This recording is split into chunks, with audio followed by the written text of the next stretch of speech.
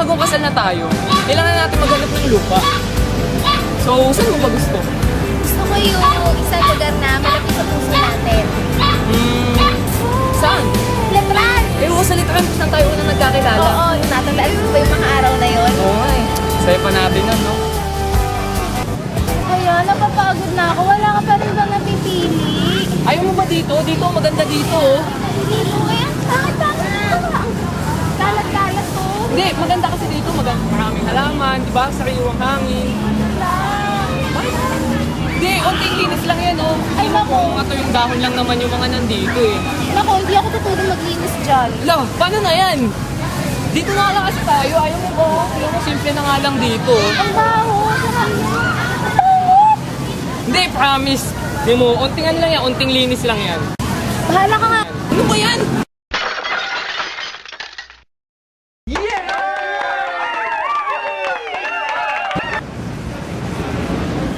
Shing! Time for Wanda's Makeover!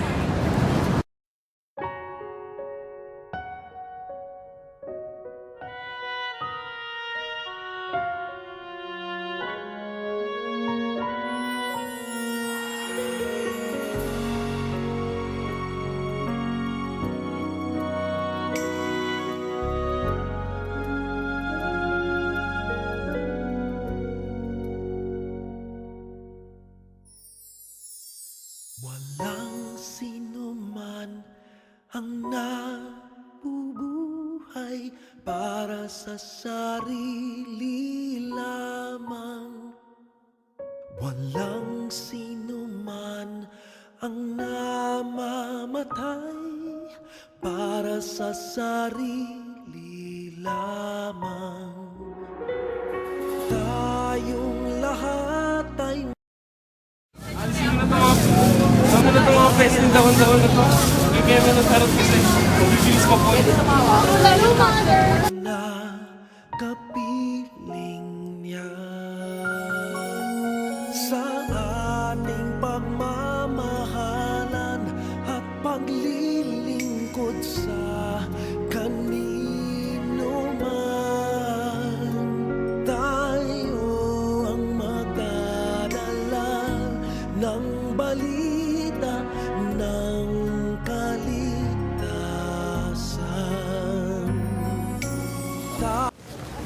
Girl, pwede po yung garden.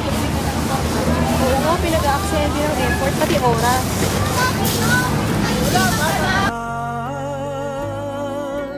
Tayong lahat ay tinipon ng Diyos na kapiling niya.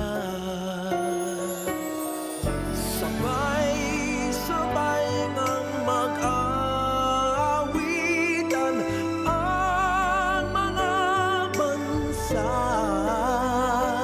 Tayo'y tinuring ng Panginoon bilang mga anak.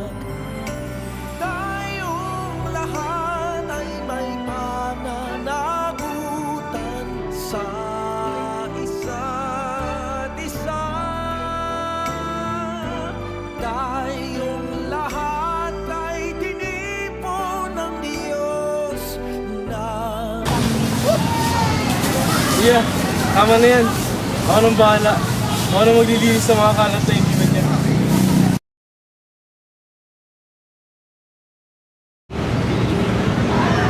Shing! Yan lang ha, tingnan mo, onting lakad lang ha. Tada!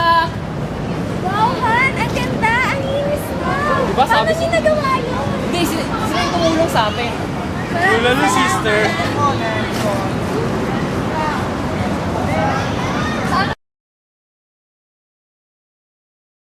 Pinaghirapan mo. Yung tipong, syempre the whole process, mahirap yung ginagawa natin kasi sobrang init na rin niya. Tsaka, ang dami pa namin kailangan hinuhin nun while doing those things.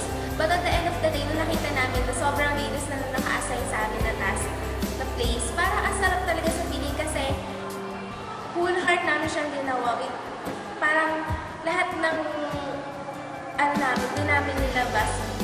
Tsaka yung effort, nandun, yung parang may pinuntahan yung effort namin. And another thing is that, natuto din ako na kung kaya naman natin, bakit hindi na lang tayo gumawa? Kasi diba, most of us will say na okay lang na magkalat kasi andyan naman yung mga traffic, yung mga metro aids. So, parang ang ironic naman na ikaw yung nagkalat, tapos sa iba mo pa rin i-ask. So, kung kaya mo naman, gawin mo na lang. Kasi diba, most of us din naman sasabihin na nakakaya maglinis sa public. Pero kailan pa ba naging nakakahiya yung pagtulong, lalo na sa kalikasan natin? Hindi ba dapat kung gano'n na yung ginagawa natin, ipagmayabang pa natin na tayo sa murang edad, ginagawa na tayo para sa ating kalikasan? Yun lang.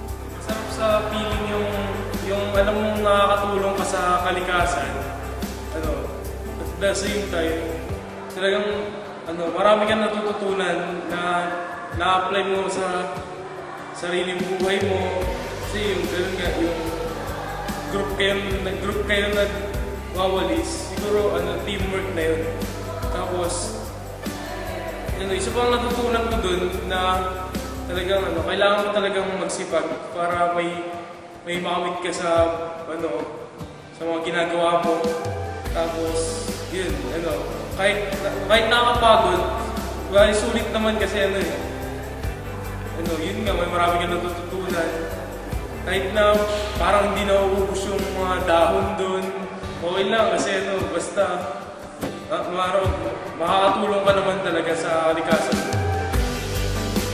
Nakatulong sa kalikasan, pati sa bayan natin na siyempre, hindi lang naman kailangan ng may kapalit. Basta kailangan ka ng pusang loob para natutunan ko na in our simple ways, pwede tayo makatulong sa environment. Saka nung una, parang inisip ko na, di ba magkakaroon tayo ng community service, tapos take ko pa, parang nakakatamad. So, parang naisip ko na wag nang matin, pero dun sa grade, yun nga.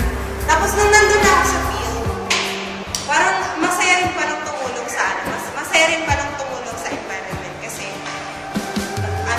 bukod sa paglilinis, nagkaroon kayo ng bonding with other ka-blockmates nyo. Tapos nalaman mo rin kung sino sila. Ako naman, syempre, masarap sa feeling. Kasi, alam mo na may ginagawa ka na magbe-benefit yung lahat. Na may pagmamalaki mo na, uy, kami mga estudyante ng Teo 1M, sumali kami sa Intramuros Cleanup. Yung mga ganun. And, kahit na medyo labag sa loob, kasi nga, ang aga, tapos Sunday pa. Pero nung nandun na ako, and nakita ko yung ibang tao na lahat kami tulong-tulong para sa pag-restore ng place. Parang mahahawakan na lang din dun sa dedication ng iba. Kasi kung saan lupa-lupa sila galing, tapos ako ang lapit-lapit ko lang. Parang ano pang rason ko para umangal, di ba? Tapos, yung sa work naman, medyo mahirap siya kasi, syempre, kailangan mong gumawa ng maganda at maayos na AVP, tapos kailangan mo ring linisin yung place. Tapos sa paglilinis pa, parang, yung una, feeling namin wala kami nagagawang pagbabago kasi walis kami ng walis, tapos parang never ending naman yung mga dahon-dahon. Tapos may mga hidden treasure pa, may mga CD, mga bote, mga damit na hindi mo alam kung paano sila napunta dun. Pero at the end of it, nung tinignan namin ulit yung place, nakita namin na luminis siya. Na ang sarap sabihin, uy, guys, tayo yung gumawa niya, no? So, fulfilling siya. Fulfilling. Tanong kasi ako sa Teo para sa grade kasi ano gagawin namin kasi linggo na linggo tapos pumunta kami sa school para mag-quiz. Pero nung nagtagal na-realize ko na makaya pala mag-iinis saka na nakakatulong ka para pangalagaan yung kalikasan. Saka hindi lang basta sa grade kasi ito eh. Maraming salamat po! Shit! Salamat!